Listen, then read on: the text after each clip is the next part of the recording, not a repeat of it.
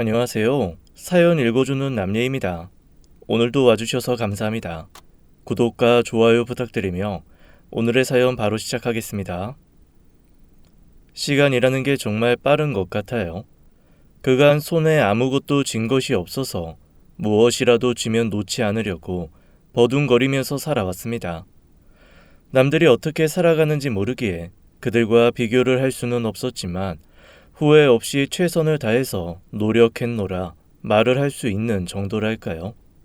이런 말이 여전히 좀 부끄럽긴 하지만 저는 다수성가를 한 사람이죠. 그 말을 풀어보면 어릴 때는 고생을 엄청나게 했다는 말이고요. 저의 시작은 가난, 불행, 남다른 가족사, 이런 드라마틱한 내용은 아니었습니다. 출발은 평범했어요. 아버지는 당시에 굉장히 유명했던 학습지 관련 업체의 지역 대표셨고, 어머니는 저와 어린 동생을 키우는 평범한 주부였습니다. 모자랄 것도 넘칠 것도 없는 여유와 사랑을 듬뿍 받으면서 자라났어요. 오늘보다 더 맛있는 걸 해주겠다는 작은 약속으로도 작은 몸에 행복이 가득 찼던 철없고 순수한 아이였던 저에게 불행이 시작된 것은 아버지가 췌장암에 걸리면서부터였습니다. 그때는 그게 어떤 병인지도 몰랐기에 그저 병원이라는 낯선 곳과 아버지의 모습이 달라졌다는 것에 겁을 집어먹었었어요.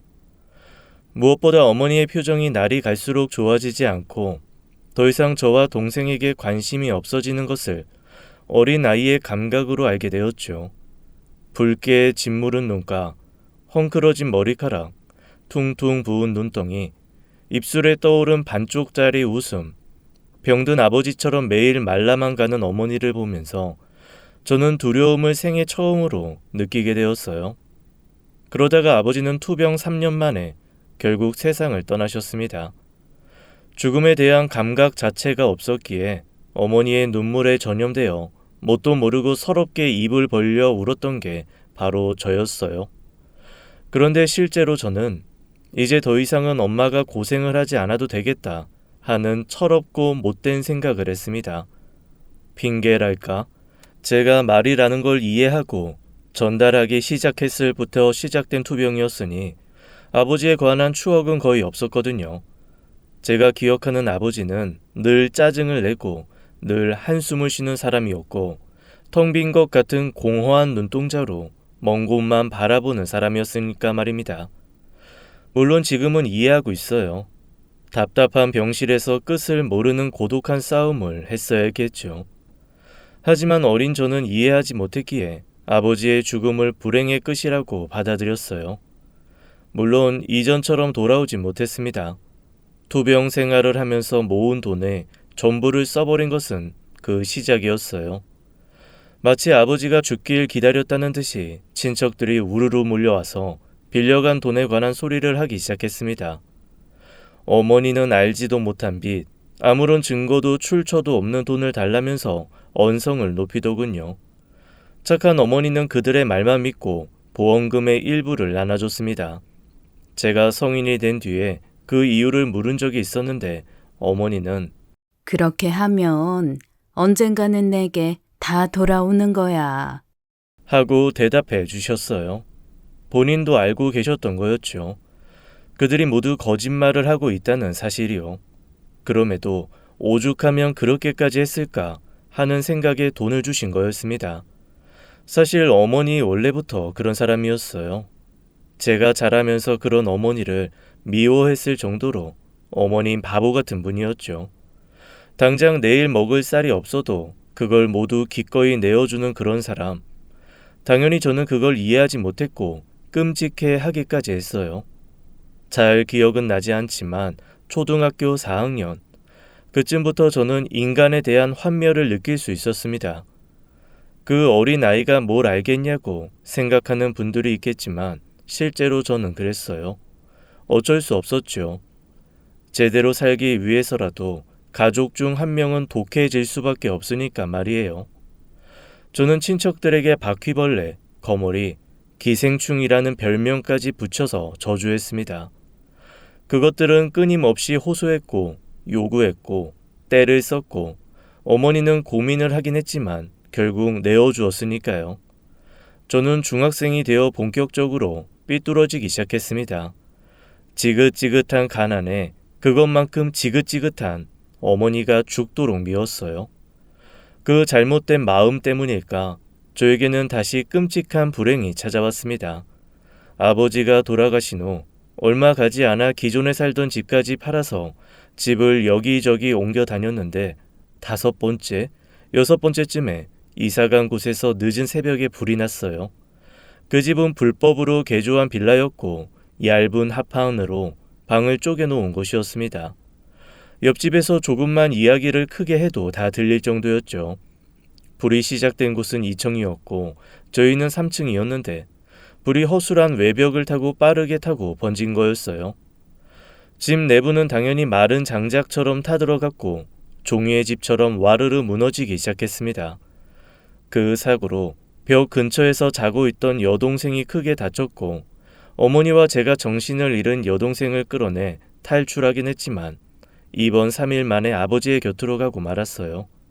사실상 죽음은 예고된 것이었습니다. 끔찍한 화마가 닿은 여동생의 피부는 녹아내린 옷과 달라붙어 있을 정도로 심각한 상태였으니까요. 더구나 그 사고로 저희 어머니 역시도 오른손에 큰 화상을 입게 되었습니다.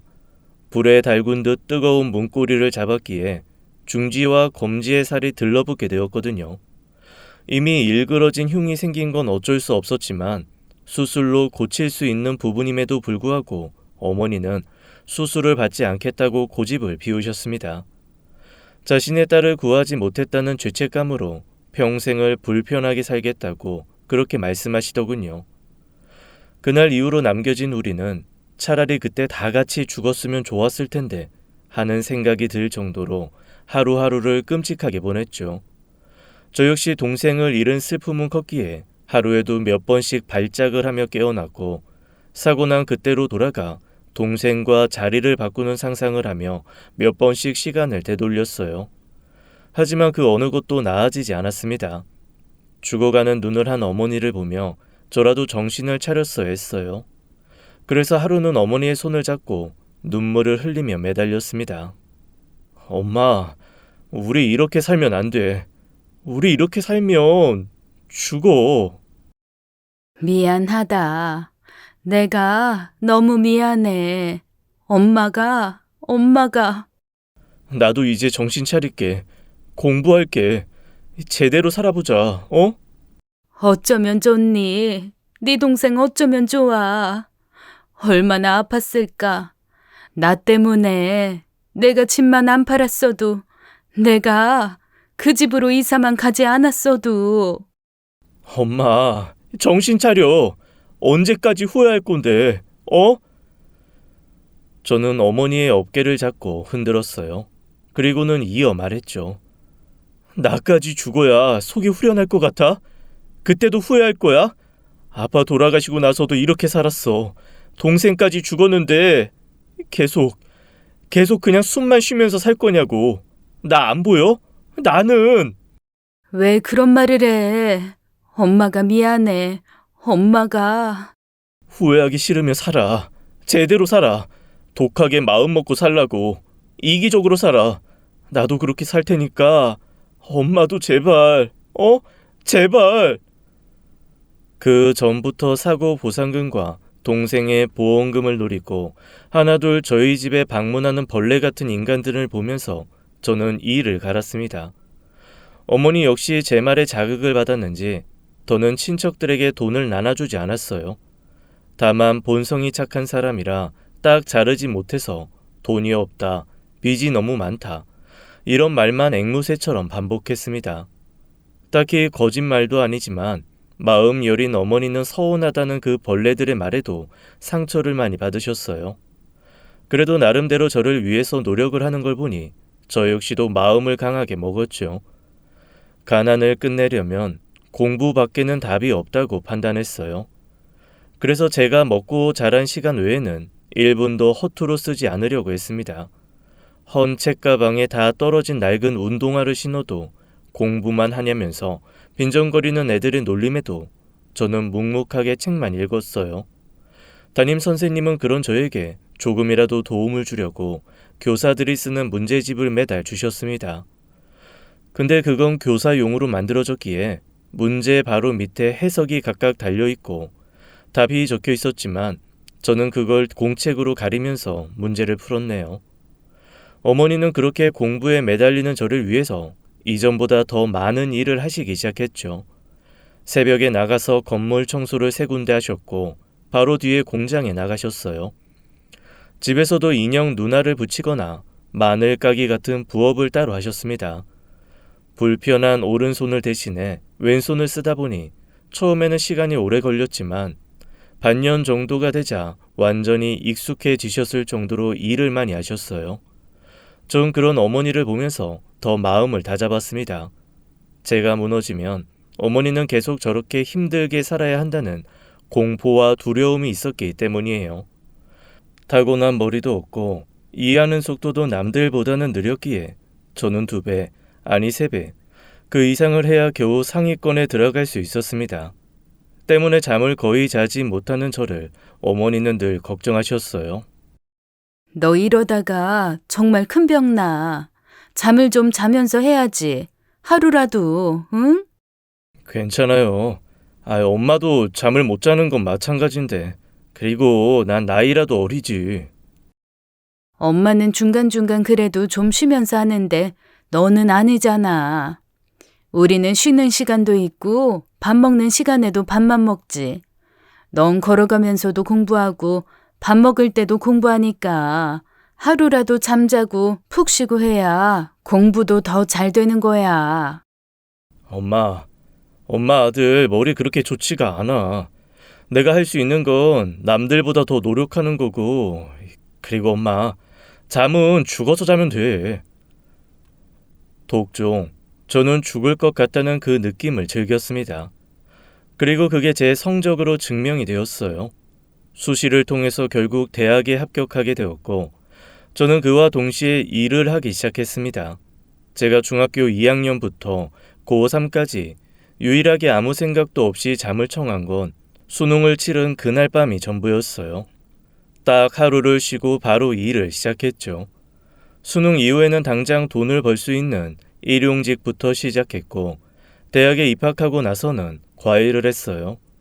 생각보다 제가 누군가를 가르치는 재능이 있다는 걸 그때 알게 되었습니다.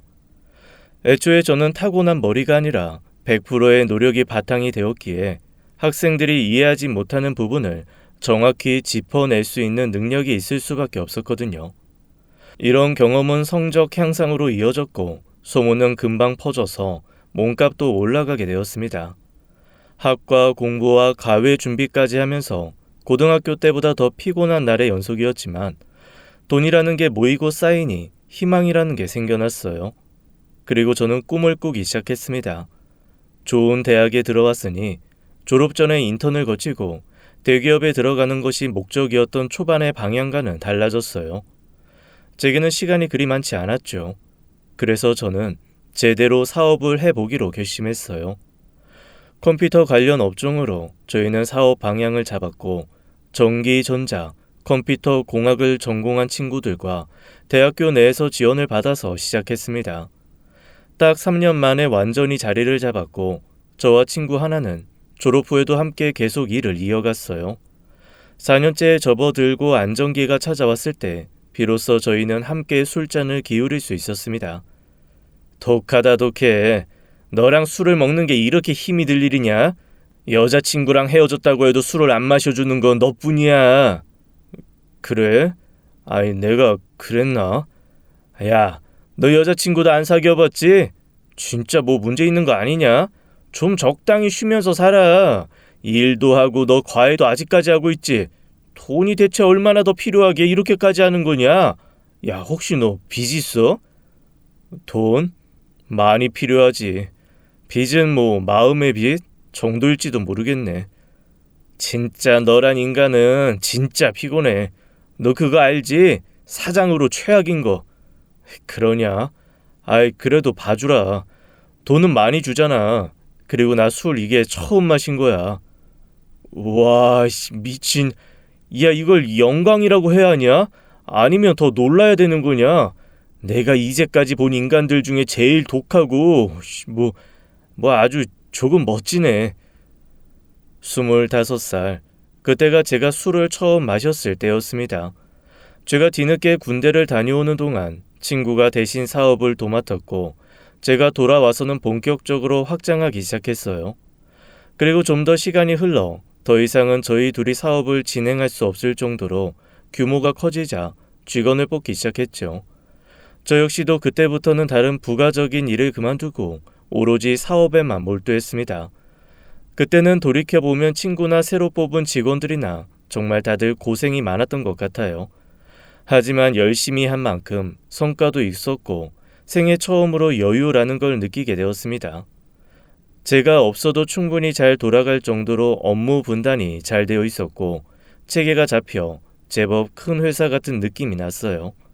더구나 일이 힘든 만큼 복지 혜택을 줘서 퇴사율도 굉장히 낮았죠. 오만하게 느끼실지도 몰라도 이제 됐다 하는 생각이 들더군요. 그 뒤에 가장 먼저 한 일은 어머니에게 일을 그만두도록 한 거였습니다. 진짜 몇 년 전부터 계속 말해도 왜 그렇게 고집을 피워? 사지 멀쩡하고 괜찮게 잘 사는데 왜?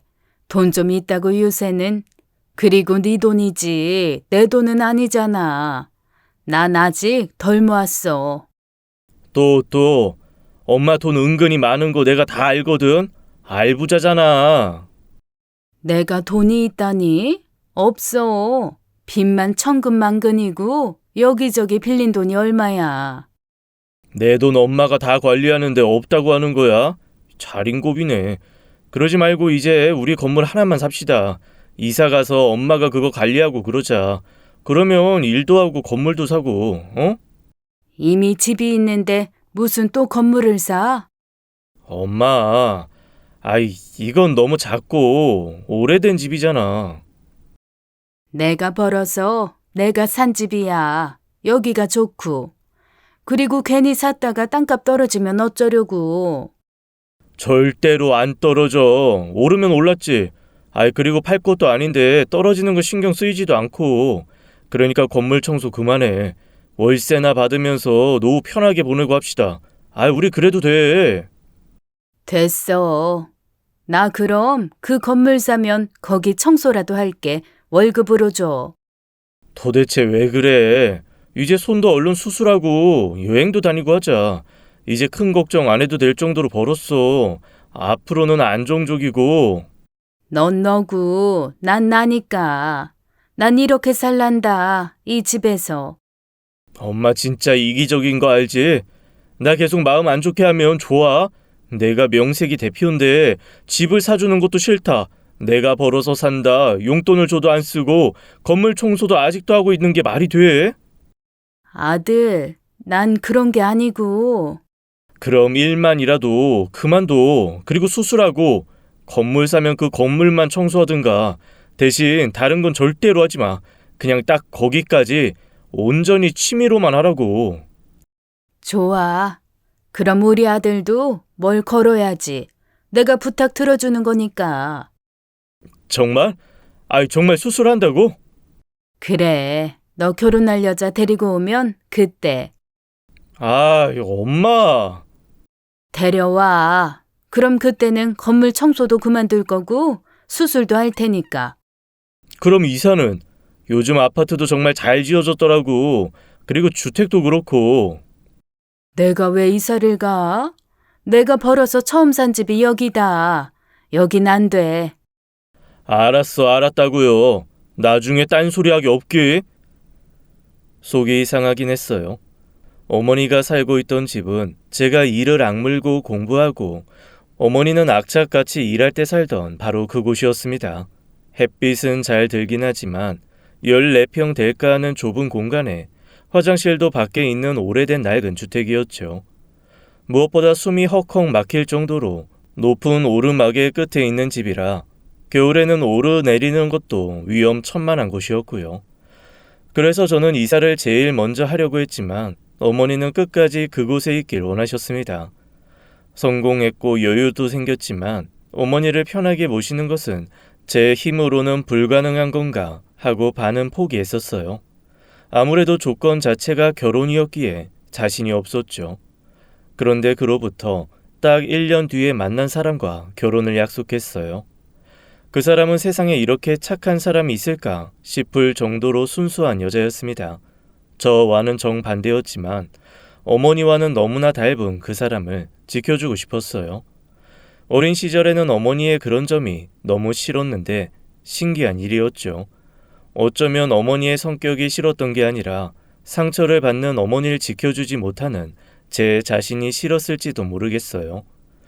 그래서 처음부터 그 사람에게 끌렸던 것 같습니다. 동업을 시작한 친구의 제안으로 봉사 활동을 나가게 된 곳에서 만난 그 사람은 누구에게나 친절했고 다정했어요. 어쩔 때는 너무 답답할 정도로 순진해서 마치 물가에 내놓은 어린 아이를 보는 것 같이 불안하기도 했습니다. 자꾸만 눈길이 가고 관심이 갔고 결국 우린 연인으로 발전하게 되었어요. 그리고 딱 5달 만에 결혼 이야기가 오가기 시작했죠. 성급한 결론이라고 주위에서 걱정을 많이 했지만 저희 어머니만큼은 그 누구보다 저희 둘의 결혼을 반겨주셨어요. 그 사람도 유독 저희 어머니를 잘 따랐고 고부 갈등 같은 일은 남의 일쯤이라고 여겼습니다. 그러다 결혼한 지 얼마 되지 않아서 아내가 물어보더군요. 근데 어머님 집 왜 계속 거기서 사셔? 뭐 다른 집 없어? 어머니랑 나는 재산에 관해서는 정확한 편이라서. 정말? 집이나 건물 같은 것도? 뭐 그렇지. 어머니가 애초에 내 도움받는 걸 좋아하지 않으시기도 하고. 어머님 대단하시다. 확실히 나도 그 편이 좋을 것 같긴 해. 그래? 난 자기가 뭐라고 할 줄 알았는데 좀 그렇지 않나? 왜? 나도 나중에 나이 들면 그럴 거야. 자식 도움 안 받아야지. 특히나 내가 움직일 수 있을 때 벌어서 내 앞가림 할 거고. 근데 난 솔직히 지금도 어디로든 좋은 곳에 모시고 싶은데. 그건 아니지. 그건 어머니 삶을 완전히 바꿔놓는 건데. 그런가? 내가 너무 한쪽으로만 생각한 걸까? 근데 엄마가 이제 연세도 있으시니까 솔직히 집은 옮기는 게 좋지 싶어. 으유, 하나만 알고 둘은 모르네. 그 집 추억이 많다며. 몸이 불편하긴 해도 운동도 되고 어머님은 그 집이 가장 행복했던 기억이 많은 곳일 텐데 그걸 바꿔? 아무리 좋은 아파트에 살아봐. 느낌이 아예 다르지. 가치관이나 성격, 말하는 방식까지도 아내는 놀라울 정도로 어머니와 생각이 닮아 있더군요. 그래서 어머니에 관련된 많은 부분을 아내와 상의할 수 있었습니다. 더구나 어머니의 손을 수술하는 것에도 적극적으로 나서서 추진해 주었고요. 수술 후에 짧게 입원을 했다가 얼마간의 통원치료, 물리치료를 하게 되면서 어머니는 저희 집에서 얼마간 지내게 되었습니다. 아내는 물론 환영했고요. 짧은 시간이긴 했지만 저에게는 세 식구가 함께 사는 게 꿈과 같았고 이렇게 평생을 함께 살면 좋겠다는 작은 꿈도 꾸었죠. 하지만 이 평화로움 속에서 조금씩 균열이 생겨나기 시작했어요. 행여 보이더라도 무시할 정도로 작은 균열이었습니다. 일단 가장 먼저 한동안 잘 지낼 것 같은 어머니가 돌연 집으로 돌아가시겠다고 고집을 피우셨어요. 물리치료 잘 받아야지 움직이기가 편하다니까. 그냥 내버려두면 굳어. 이제 니들 신혼인데 뭐하러 계속 눈치 없게 여길 있어, 있기를. 제발 말도 안 되는 걸로 핑계 삼지 말고 그냥 있어요. 신혼이랑 엄마 치료랑 무슨 큰 관계가 있어. 집에 가면 또 일하고 청소하고 그러려고 그러는 거지? 쉴 수 있을 때 쉬라니까. 참. 집도 오래 비워두면 못 써. 난 갈란다. 정말 답답해서 죽겠네. 왜요? 아들이랑 사는 게 불편해? 또 봐라. 말 좀 예쁘게 하라니까. 솔직히 엄마 고집 부리는 거 보면 말이 예쁘게 나가질 않아. 나 불효자 되는 게 그렇게 좋아? 나도 효도 좀 해보자, 어? 저는 답답해서 거실을 한 바퀴 돌면서 아내에게 도움을 요청했죠. 아이, 자기야. 자기도 좀 뭐라고 좀 해봐. 어? 저 사람이 그렇게까지 하는데 그냥 있으세요. 혹시 제가 불편하세요? 아유, 아니. 내가 그냥 가고 싶어서 그런 거지. 그냥 내 집이다 생각하고 편하게 있으시면 되는 건데 어려우세요? 이대로 어머님 보내고 나면 저 사람 혼자서 속 끓이고 그럴 텐데. 아유, 난 그냥. 그럼 있으시는 거죠? 있는 걸로 알게요. 그렇게 어머니가 고집을 꺾으시는 것 같았는데 그 뒤로는 저와 함께 먹는 식사를 거르기까지 하셨어요. 늘 아침에는 저를 배웅해주고 저녁에는 잘 들어왔냐며 마중을 나오셨는데 어느 순간부터 방 밖을 나오지 않으려고 하셨습니다. 이 일을 아내에게 상의를 했더니 친구들도 못 만나고 너무 갑갑하시다는 말씀을 자주 하셨다고 하더군요. 진짜 내 욕심인 건가? 하는 생각에 저는 결국 어머니를 원래 있던 집으로 돌려보냈습니다. 대신 틈틈이 아내와 함께 집으로 자주 방문했고 병원도 함께 다녔어요. 오고 가는 길이 차로는 올라갈 수 없는 가파른 언덕이라 힘들었을 법도 한데 아내는 한 번도 싫은 내색 없이 어머니를 만나러 가는 길이면 어디든 따라와 주었습니다. 그러다가 사고가 났죠. 기억이 가물가물한데 2월 중순쯤이었나? 집에서 내려가는 언덕에서 아내가 미끄러지면서 팔을 크게 다치게 되었어요. 다행인지 머리나 다른 외상은 없어서 깁스를 한 상태로 지내야 했습니다. 어머니는 그게 본인 탓이라고 생각했는지 반찬이며 이것저것 만들어 주셨고 집에서 청소도 대신해 주셨네요. 물론 아내는 어머니가 자신을 위해서 하는 일이 부담스럽고 불편하다고 호소했습니다. 난 정말 괜찮은데 자꾸 본인 탓을 하시니까 나 너무 불편해. 어머니 고집 알잖아. 에이, 말 듣지도 않으실 거야. 그냥 받아둬.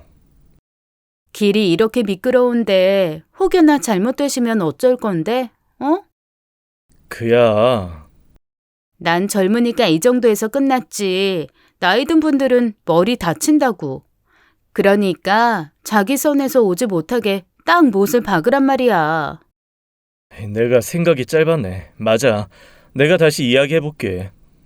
뭐? 설마 직접 가려고? 그렇지. 최근에 자주 못 가긴 했으니까. 나중에 나 깁스 풀면 같이 가야지. 혼자 멀뚱히 가면 마음이 편하시겠어? 나 얼른 나와서 같이 가는 게 훨씬 나아. 그니까 전화로만 짧게 말해. 확실히 아내의 이야기를 듣고 있으면 제가 얼마나 단순한 놈인지 알 수 있었어요. 하나만 알고 그 이상은 모르는 바보였습니다. 반면에 아내는 어머니의 생각을 읽을 수 있는 사람처럼 섬세했기에 저는 대부분 아내의 의견을 따랐어요. 그런데 저는 얼마 가지 않아서 자잘하게 나있던 그녀를 발견했습니다. 퇴근 후에 친구와 술을 한잔한 늦은 밤, 경비 아저씨가 저를 보더니 문을 열어서 다짜고짜 어머님은 어떠십니까? 하고 물어보더군요. 대체 그게 무슨 말인지. 저희 어머니요? 어머니가 맞아요? 네, 기억하죠. 하루 종일 여기 아파트 입구 앞에 앉아 계셨는데 몇 시간 전에 구급차가 와서 실려가셨잖아요. 연락 못 받으셨어요? 어머니가요? 아니, 왜요? 사골 끓여 오셨다면서 며느님 먹이신다고요. 근데 너무 오래 밖에서 기다리시는 거예요. 그래서 내가 들어오라고 했지. 근데 갑자기 온도 차이가 난 건지 무리가 온 건지 쓰러지셨다니까요. 정신없이 저는 택시를 타고 가까운 병원으로 달려갔습니다. 병실에 누워 계신 어머니가 잠들어 있는 걸 보고 떨리는 두 다리에 힘이 풀려 한참을 앉아 있었어요. 그러다가 문득 간호사가 왜 연락이 오지 않았는지 물었더니 휴대폰에서 가장 위에 있던 번호로 연락이 갔다고 설명해 주셨습니다. 어머님의 낡은 휴대폰 가장 맨 위에는 며느리라고 적힌 제 아내의 번호가 있었어요. 목록을 보니 어머닌 그날 하루 동안 아내와 총 3번의 전화를 했던 것 같았죠. 하지만 아내는 제게 어떤 말도 전해주지 않았어요. 불길함, 의심, 그런 감정들이 제 혈관 속을 타고 도는 느낌이 들었습니다. 저는 설마 하면서 아내에게 아무렇지 않게 늦는다고 전화를 걸며 떠봤는데 아내는 어머니가 병원에 갔다는 말을 끝까지 전하지 않더군요. 내가 너무 걱정을 할까봐 일부러 그런 생각이 들었지만 정말 그랬다면 정작 본인이 병원에 먼저 와 있어야 앞뒤가 맞습니다. 그래서 전 두 번째로 어머니 휴대폰으로 아내에게 전화를 걸었죠. 병원이세요, 어머님? 그러게 제가 기다리지 말라고 했잖아요. 저는 아무런 말 없이 그 목소리를 듣고 있었어요. 진짜 답답하네. 매번 이런 식으로 불쑥 오는 거 싫다고 했죠? 진짜 저를 걱정하면 그냥 아들이랑 연을 끊으시라니까요. 착한 척 가증 떨면서 뭐라도 떨어질까 기다리는 거 최악이라고요. 최악. 그게 무슨 말이야? 순간 아내의 목소리가 뚝 끊어진 것 같았습니다. 자기? 자기가 왜 이 전화로 전화를 걸어? 나는 그러니까. 연을 끊어? 가증을 떨어? 지금 이게 무슨 말이냐고! 아내가 당황했는지 전화가 끊어졌고 그 뒤로는 전화를 받지도 않더군요. 당장 아내에게 달려가서 따져 물을까 했지만 상황 파악이 전혀 되지 않아서 병원에서 밤을 새웠습니다. 그리고 어머니가 깨어나시고 의사 선생님으로부터 약간의 빈혈과 영양실조 증상이 있다는 걸 알게 되었어요. 저는 어머니에게 심각하게 상황에 대해서 물었죠. 계속 아니라고 별거 없다는 어머니에게 더 이상 알아내지 못했기에 저는 아파트 경비원을 다시 찾았어요. 처음에는 곤란한 표정으로 얼버무리던 그 사람은 뭔가 결심한 것처럼 한숨을 쉬고 입을 열었습니다. 이 큰 아파트 경비생활하면서 아예 아파트 주민들을 다 어떻게 외웁니까? 솔직히 자주 택배를 맡기거나 문제가 있는 집이 아니면 잘 모르죠. 근데 되게 어머님은 자주 저희 경비실에 있었어요. 매번 밖에 앉아 계셨거든요. 어머니가요? 계속 밖에 있었다고요? 혹시 어머니가 하신 말씀 같은 거 없나요? 며느님이 좋은 분이라고 늘 그렇게 말씀하시곤 했지만 매일 쓰레기도 버리고 시장도 직접 보러 갔다 오고 하는 거 뻔히 보이는데 무슨 좋은 며느리입니까? 더구나 눈치를 그렇게 보고 시계만 매번 들여다보고 하는 거 보면 강 나오지. 며느리란 분은 매번 차 끌고 나가서 쇼핑만 하고 돌아다니지 친구들 데리고 와서 술판 버리고 어머님이 그 술병까지 직접 다 들고 낑낑 나오는 거 내가 몇 번은 거들었는지 며느리가 별다른 짓은 안 했어도 무시하는 것 같더만. 순간 현실처럼 느껴지지 않아서 제 뺨을 제 손으로 후려쳤어요. 갑작스런 제 행동에 놀란 경비원은 안쓰럽다는 듯이 제 어깨를 두드렸고 순간 저도 모르게 눈물이 터졌습니다. 순간 제가 그냥 지나쳤던 것들이 머릿속에서 제자리를 찾아 돌아가기 시작했어요. 아내는 늘 어머니의 독립적인 부분을 강조했고 제가 어머니와 단둘이 만나는 걸 극도로 꺼려했고 어머니가 집으로 돌아가자마자 현관 비밀번호를 바꿨으며 어머니는 계속 저와 아내 사이에 있는 것을 불편해했습니다. 며느리가 생기면 죽은 동생 대하듯 아껴줄 거라는 어머니의 말이 떠오르는 동시에 아내의 가증스러운 모습에 분노가 치솟았어요. 저는 그 길로 바로 집으로 올라가 문을 거칠게 열었습니다. 거실에 있던 아내와 눈이 마주쳤을 때 아내는 올 것이 왔다 라는 표정으로 제 앞에 천천히 서더군요. 내가 이제까지 잘못 본 거였어? 그래? 미안해. 그치만 나도 그럴 만한 이유가 있었어. 엄마가 쓰러지셨어. 널 기다리다가 대체 왜 그랬어? 내가 오는 거 싫다고 했잖아. 싫다고. 싫은 걸 어쩌라고. 뭐? 나한테는 남이잖아. 그리고 자꾸 그렇게 의지하고 하면 나중에는 내가 모시고 살아야 할 텐데 절대로 싫어. 지나가는 사람 붙잡고 물어봐. 어떤 며느리가 좋아할지. 우리 엄마가 한 번이라도 같이 살자고 한 적 있어? 풍기는 게 그렇다는 거잖아. 언덕길 오르다가 다치기라도 해봐. 내가 병수발 다 해야 할 거고 그때 가서 달라질지 어떻게 알아? 상황이 바뀌면 갑자기 변할 수도 있잖아. 그때 가서 그럼 난 어떡해? 저는 눈을 감고 화를 최대한 눌렀습니다. 아내의 말을 어떤 식으로든 이해해보자고 마음을 다잡고 또 다잡았어요.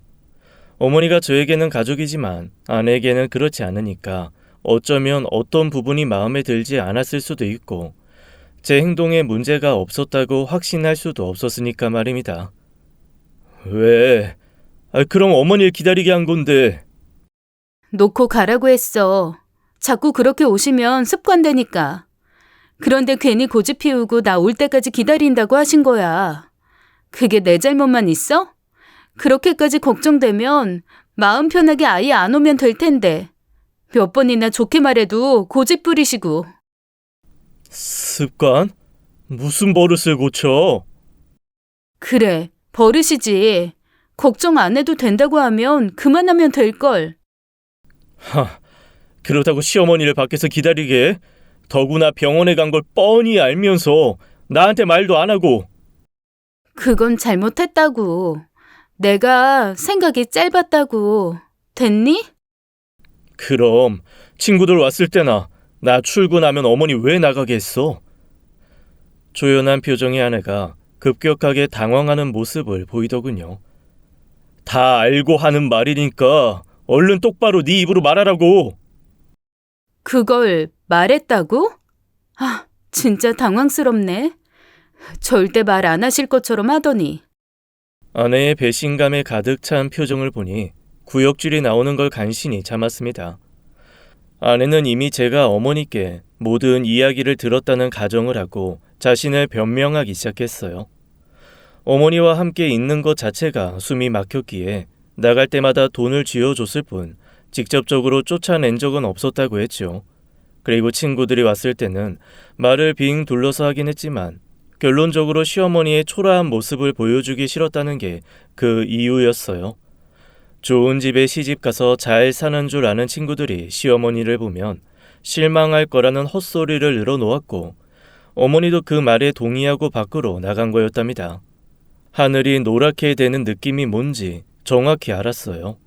촌스럽다, 후지다. 어머니는 그간 아내에게서 이런 말을 들으면서도 꾹꾹 참고 있었던 거였죠.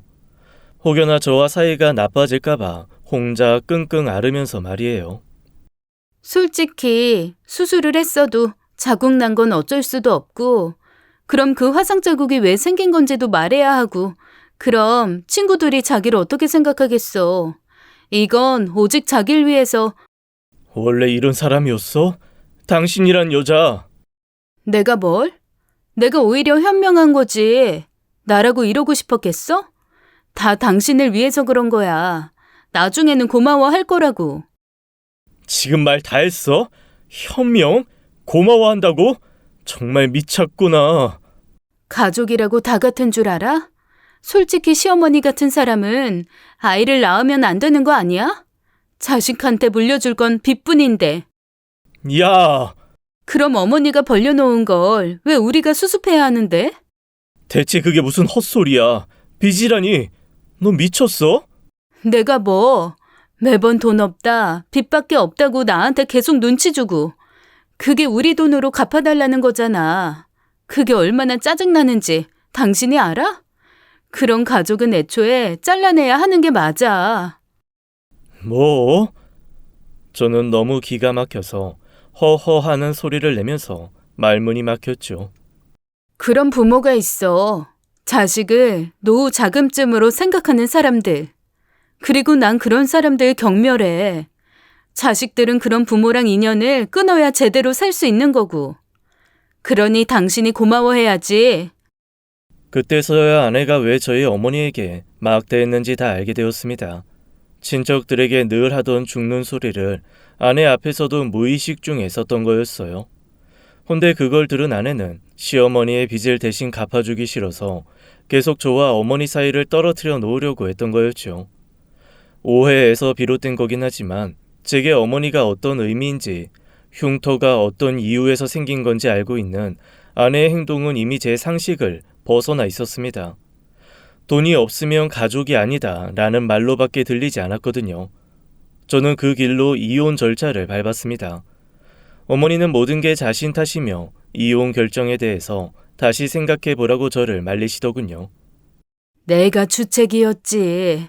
왜 그런 말을 해서 오해잖니. 그러니까 엄마, 내가 결혼하면 며느리한테 내 동생처럼 잘 대해줄 거라고 입버릇처럼 말했었지. 근데 그 여자 그 자리에 어울리지 않아. 이혼 과정에서 어머니 이름 앞으로 거액의 빚이 아니라 상가 건물과 집이 되어 있다는 걸 알게 된 아내는 뒤늦게 어머니를 찾아가서 용서를 빌었지만 저의 결정을 돌이킬 수는 없었습니다.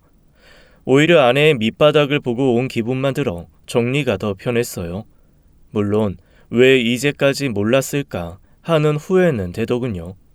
아내는 본인이 버는 돈은 하나도 없는데도 씀씀이가 늘 컸고 명품이나 보석의 소유욕과 관심이 많았고 사치가 심한 편이었는데도 저는 그건 역시도 일종의 보상이라고 생각했던 것 같습니다. 어머니에게 뭔가 해줄 수 있는 게 없었기에 누군가에게라도 제가 이뤄낸 것을 나누고 싶은 마음이 컸던 것 같아요. 참 바보 같은 놈이었죠. 하지만 이 일로 많은 걸 느꼈습니다. 오로지 돈을 벌고 돈을 모으는 것에만 급급했던 제 자신과 정말 소중한 사람들과 주변을 돌아보지 못한 안일함, 그리고 자세히 들여다보지 않고 결혼한 제 성급함이 이 일의 원인이었으니까요. 가파른 언덕길의 헌 집에 어머니가 그토록 집착하는 이유를 저는 한 번도 깊이 생각해 본 적이 없었습니다. 단순히 추억이 있었다고 하기엔 그곳에서 저희 둘은 잠도 제대로 자지 못했고 매일을 전쟁처럼 치러내야 했었으니까요. 그리고 저는 마침내 알게 되었습니다. 저와 어머니가 가장 오랜 시간을 함께 했다는 사실을 말이죠. 돈도 추억도 아니고 오로지 함께 있던 그 시간을 공유했다는 거요. 그것을 깨닫자 저는 일단 제가 하는 사업을 친구에게 일임했습니다. 일정한 수익금 배분은 받지만 그 외에는 모든 걸 깔끔하게 포기했어요. 그리고 저는 어머니와 함께 세계 여행을 가기로 했습니다. 단순한 관광이 아닌 느려 터진 여행이요. 먹고 푹 쉬고 천천히 산책하는 여행. 솔직히 너무 지루해서 하품이 나올 것 같지만 어머니는 너무나 행복해 하셨습니다. 비록 최근 몇 년간은 돌아다니지 못하고 있지만 장소는 중요하지 않기에 매일매일을 재미있게 보내고 있어요. 현재는 집도 이사해서 어머니와 함께 살고 있죠. 빛이 잘 드는 작은 전원주택인데 관리가 힘들어서 그런지 굉장히 만족하고 살고 있어요.